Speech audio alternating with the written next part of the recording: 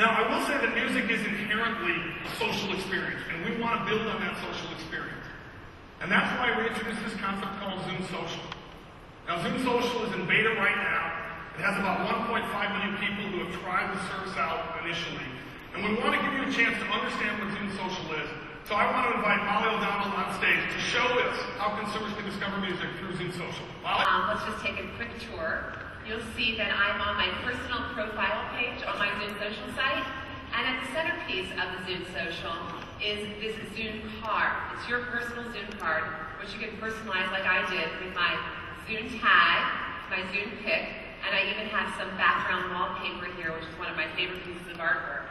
What this Zoom card does is really it tracks my most listened to artists, my most listened to songs, and of course I tagged some of my favorite artists. So it's actually tracking everything you're doing on your Zoom on the PC or on the device. That's right. So my friends can see that Ted Leo or Rufus Wainwright or Band of Horses are some of my favorite bands. And it does that in real time and dynamically. So it's really cool for you to track, but mostly for your friends to track.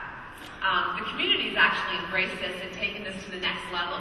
And they've made an application already that you can simply post your Zoom card to your Facebook page where you may spend a lot of time, or any social networking or blog site. But the really cool part of the social is all about people-powered music discovery. Right. And what I mean by that is, I'll show you. If I scroll down here with my friends list, you can see my friends. You can see what they've been listening to the last 3 tracks. Edie Prez, I think this is you.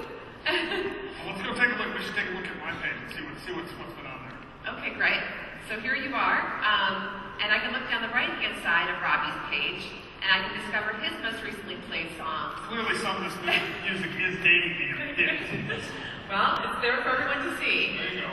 We have your favorites and your most played artists. And I noticed up here some of your favorites include Jack Johnson, John Legend, The Fray.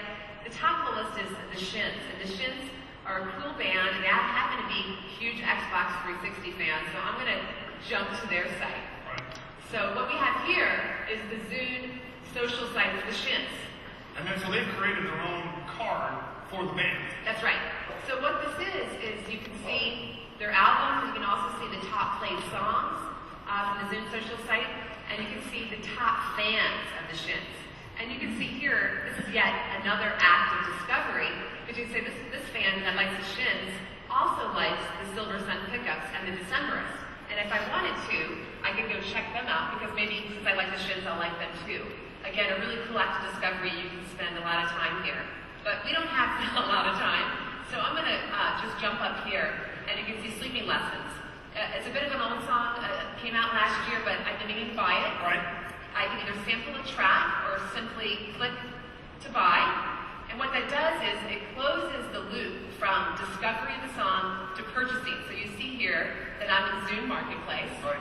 And with a click of the button, I can download and sync it to my Zoom, and it's all set. So now you've seen the full circle of people exploring, finding new songs, finding friends, having an experience, and ultimately buying and helping to build the music business in a stronger way. That's right. And I don't know about you, Robbie. I'm a full-time working mom, and I don't really have a lot of time to be listening to music on my PC. So when I do listen to music, it's on my device and on the go and in a car. So if we had a car to show you. Well, I think we can probably accommodate you. So let's move from Zoom Social. We'll talk about the automotive space a little bit. Microsoft launched our Microsoft Auto product in Europe with Fiat, and they've done a fabulous job running our software. And then last year we announced a partnership with Ford to produce what is called Ford Sync, and that's powered by our Microsoft Auto software. In the United States, Ford expects to ship nearly 1 million sync-enabled cars next year, and they are expanding it across their line of Ford, Mercury, and Lincoln cars, including this new 2008 Lincoln MKX. Molly's in the car. I'm going to jump in with her, and we're going to give you a sense of how this works. Okay, take it away, Molly.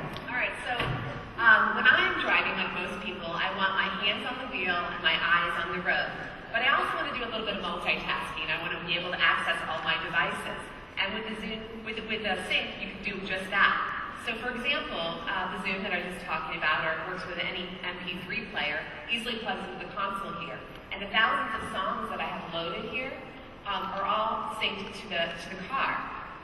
Additionally, I have here my Windows mobile phone, and it will work with any Bluetooth-enabled cell phone.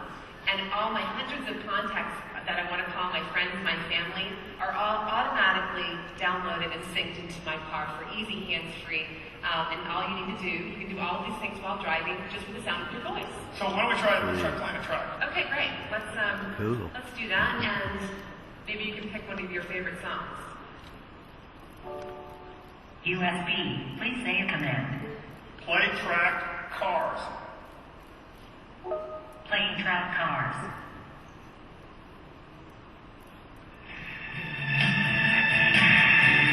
What track? Perfect for this scenario. Now I can do the same thing with a phone where I would say call a person, call their work, call their home, call their cell phone number, and again get that great easy experience using voice to control the system. Absolutely. Fantastic. Look forward to that. Thanks. So, the other exciting thing about what's happening in this auto space is that that system is now upgradable. And so one of the things that Ford is going to offer is a new upgrade to Sync, which they call 911 Assist. And basically the way 911 Assist works, if the airbag deploys on the car, the software will tell you, I'm going to make a 911 call. And unless you stop it, it will then automatically call 911 so that emergency services arrive to help you out. So that gives you some idea of what's going on in the car space. Now, when I'm here in Vegas, we don't actually spend much time in the car because it's actually quite difficult to get around that way. So we spend a lot of time walking, and I'm mostly on my mobile phone. So I want to talk a little bit about Windows Mobile. Now, we all know that phones outsell PCs by about 4 to 1. Visual recognition will be in the phone platform. This is being developed by the Microsoft Research Group. It's fairly new stuff, and so I can tell it came from the lab. There's no question about that. Hot Rattle Lab. So I've got this unusual device, but it's connected up and running that visual software. So as I walk around, as I see different people or see sites, it'll actually help me out. So as I walk up to you, the device reminds me. We're going to come back to that $20 in a little bit. That's a disputed amount. All right. But that's very handy. And of course, we could go out, walk around outside. We've got this picture here, so I can do that without leaving the stage. But as I point up at this theater, that's another thing it'll recognize. And in fact, as soon as it does, it'll let me know what's playing there, maybe what tickets are available, what kind of seats. It's also running an advertisement that sort of plays off what's at the theater. Again, you know, I think this is well. Then as I'm happy with that, I look around some more, and I've got a restaurant I'm going to, but it's somewhere down here, I'm not even really sure.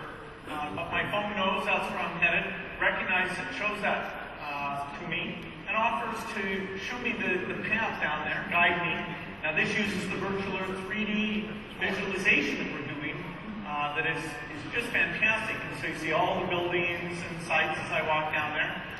So I've got that clearly in mind where I can go back and step through that. And I see the current reservation and the menu and everything. I think I'm set for that. And then if I go point to another location here, I'll point to the Venetian. And as I do that, reminds me, of course, I got this keynote that I'm doing. It says Steve is here, but he's behind the slots. That's pretty typical, don't you think? Yeah, I guess. Now, it also says, Bill, that there's some CES history there. You've done a number of keynotes here. There must be some amazing memories in history from there. Yeah, one of the great things about this kind of device, which this will be in the phone that you carry around, its ability to acquire the videos, the stills, the calendar, and organize those by using that information so they're very easy to access will be pretty phenomenal. So if I just click here on that history, we should be able to follow up the different kind of clips that were pulled together when I did the CES keynotes and see a way that those have actually been organized. When it starts out, I can see all